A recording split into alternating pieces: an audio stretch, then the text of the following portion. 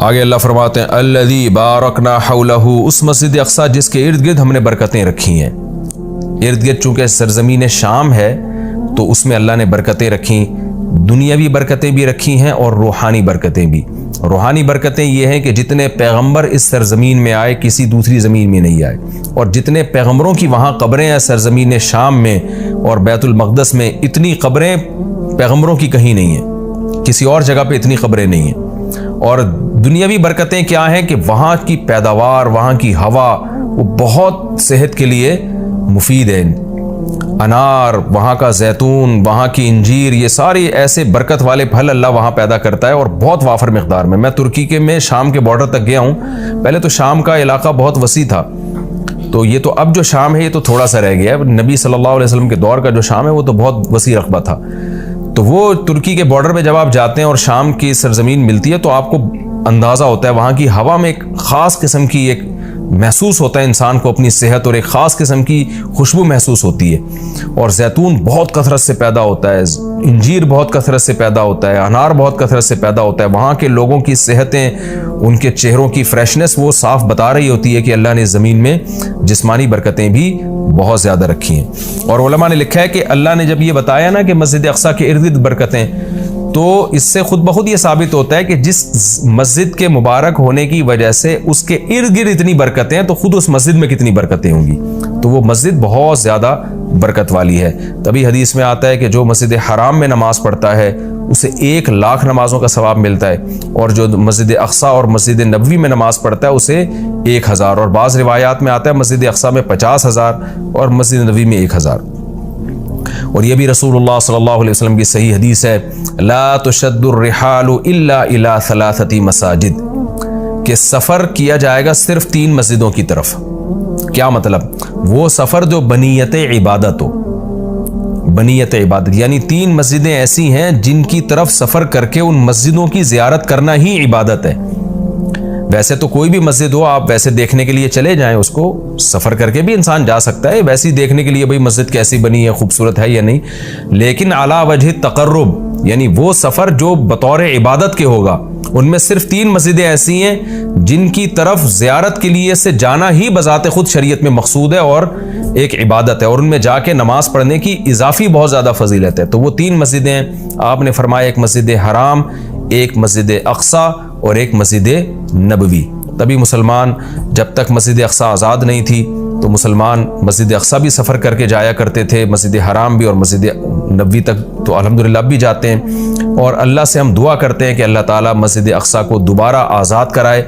تاکہ ہمیں بھی وہاں جا کے نماز نصیب ہو اور مسجد اقصی کی ہمیں بھی زیارت نصیب ہو۔ یہ ہر مسلمان کی تمنا ہے، اور بہت سے لوگوں کو اللہ نے یہ توفیق دی ہے، وہاں جاتے ہیں، اور بہت سے لوگ اس زیارت سے محروم ہیں۔ تو ہم یہ دعا کرتے ہیں کہ اللہ تعالیٰ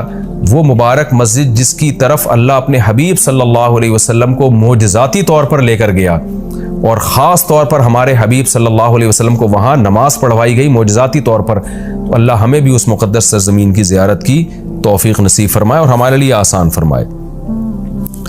آگے اللہ فرماتے ہیں لِنُرِيَهُ مِنْ آیَاتِنَا، ہم نے یہ سفر اس لیے کرایا تاکہ ہم محمد صلی اللہ علیہ وسلم کو اپنی نشانیوں میں سے کچھ نشانیاں دکھائیں۔ وہ نشانیاں یہی ہیں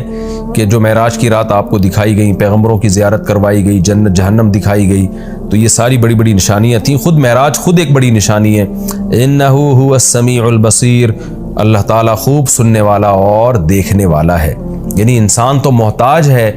کہ جب تک اسے سنایا نہ جائے وہ سن نہیں سکتا، دکھایا نہ جائے وہ دیکھ نہیں سکتا۔ تو پیغمبر صلی اللہ علیہ وسلم بھی خود سے نشانیاں نہیں دیکھ سکتے، اللہ نے دکھائی، اللہ نے سنائی، لیکن اللہ وہ ذات ہے جو سمیع بھی ہے اور بصیر بھی،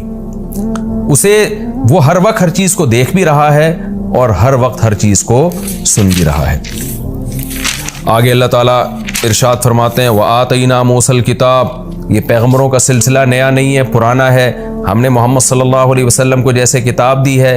اور محمد صلی اللہ علیہ وسلم کو نشانیاں دکھا رہے ہیں، تو آپ سے پہلے موسیٰ علیہ السلام کو بھی ہم کتاب دے چکے ہیں۔ اور بیت المقدس کا تذکرہ ہے نا، تو یہودی بیت المقدس پہ ہمیشہ سے دعویٰ کرتے رہے کہ بیت المقدس تو ہمارا ہے اور اس میں تو ہمارے پیغمبر مدفون ہیں، تو اس کا بھی اللہ جواب دے رہے ہیں کہ ہم نے اہل یہودیوں کو کتاب دی تھی، مگر انہوں نے کتاب کا حشر کیا،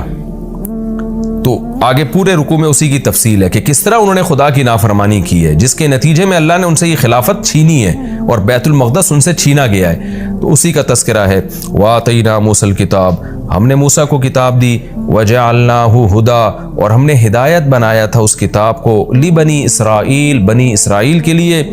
اللہ تتخذوا من دونی وکیلا، اور ان سے کہا تھا میرے سوا کسی کو کارساز نہ بنانا، اللہ ہی سے دوستی لگانا، اللہ ہی کو اپنا وکیل یعنی کارساز سمجھنا کہ اللہ ہی تمہارے کام بنائے گا بگاڑے گا، لہذا اللہ ہی سے بنا کے رکھنا ہے۔ وکیل کہتے ہیں جو آپ کے کام بنانے والا ہوتا ہے۔ تو جب اللہ پہ اعتماد اور توکل کرو گے، اللہ ہی کو کارساز سمجھو گے، تو اس پہ ظاہر ہے اس کی اطاعت بھی کرو گے نا، مگر یہودیوں نے ایسا نہیں کیا۔ آگے اللہ خطاب کرتے ہیں ذریۃ من حملنا مع نوح، اے وہ لوگوں جن کو ہم نے نوح کے ساتھ سوار کیا تھا، اے ان کی ذریت، یعنی اللہ تعالیٰ ہم سب سے، پوری انسانیت سے خطاب کر رہے ہیں کہ تم وہ لوگ ہو جن کو ہم نے نوح کے ساتھ کشتی میں سوار کیا تھا، ان کی اولادیں ہو تم۔ نوح علیہ السلام کے ساتھ کشتی میں بہت سے لوگ سوار ہوئے تھے، ان میں نوح علیہ السلام کے 3 بیٹے بھی تھے، حام، سام اور یافس، جن کا نام بیان کیا جاتا ہے۔ تو باقی ساری نسل انسانیت کی انہی 3 بیٹوں سے چلی ہے۔ تو وہ چونکہ کشتی میں نوح علیہ السلام کے ساتھ سوار تھے، اس لیے اللہ نے کہا کہ تم اے انسانوں، تم ان کی نسلیں ہو جن کو نوح علیہ السلام کے ساتھ ہم نے کشتی میں سوار کیا تھا، جو ان کے 3 بیٹے تھے۔ تو گویا اللہ کا بہت بڑا احسان ہے کہ تمہارے جو باپ دادے تھے نا، نوح علیہ السلام اور ان کے 3 بیٹے، وہ تو شکر گزار بندے تھے، جن کے شکر گزاری کی وجہ سے پوری انسانیت کو تباہ کر کے ہم نے چند لوگوں کو کشتی میں سوار کیا تھا، آگے تم انہی کی نسلیں ہو۔ اگر وہ شکر گزار نہ ہوتے تو تمہیں بھی زندگی اور حیات نہ ملتی، اس لیے آگے فرمایا انہ کان عبدا شکورا، نوح تو اللہ کے شکر گزار بندے تھے، تو تم انہی کی اولاد ہو جن کو ہم نے کشتی میں سوار کیا۔ تو گویا کشتی میں سوار کرنے والوں پر بھی ہم نے احسان کیا اور تم پر بھی ہم نے احسان کیا، کیونکہ اگر ان کو ہم کشتی میں سوار نہ کرتے اور طوفان میں غرق کر دیتے تو تم بھی پیدا نہ ہوتے۔ تو اللہ تعالیٰ ہمیں ترغیب دے رہے ہیں کہ تمہارے باپ شکر گزار تھے، جن کی وجہ سے ان کو اور ان کے بیٹوں کو میں نے کشتی میں سوار کر کے بچایا، تو انہی کی وجہ سے میں نے تمہیں بھی بچایا۔ تو اے ان لوگوں کی ذریت، اے ان لوگوں کی نسلوں جن کو میں نے نوح کے ساتھ کشتی میں سوار کیا تھا، نوح شکر گزار آدمی تھے۔ تو کیا مطلب، تم بھی میری ان آیات کو غور سے سنو اور تم بھی شکر گزار بنو۔ تو آگے نیا مضمون شروع ہو رہا ہے، وَقَضَيْنَا إِلَىٰ بَنِي إِسْرَائِيلَ فِي الْكِتَابِ لَتُفْسِدُنَّ فِي الْأَرْضِ مَرَّتَيْنِ۔ اس میں نیا مضمون ہے کہ ہم نے بنی اسرائیل کو بتا دیا تھا کہ تم زمین میں فساد مچاؤ گے، تم ناشکری کرو گے، جس کی وجہ سے تم پر اللہ کے عذاب آئیں گے۔ تو بنی اسرائیل نے ان باتوں پر عمل نہیں کیا جس کی وجہ سے ان پر قوم مسلط ہو کر ان کو عذاب پر اللہ کے عذاب آئیں گے۔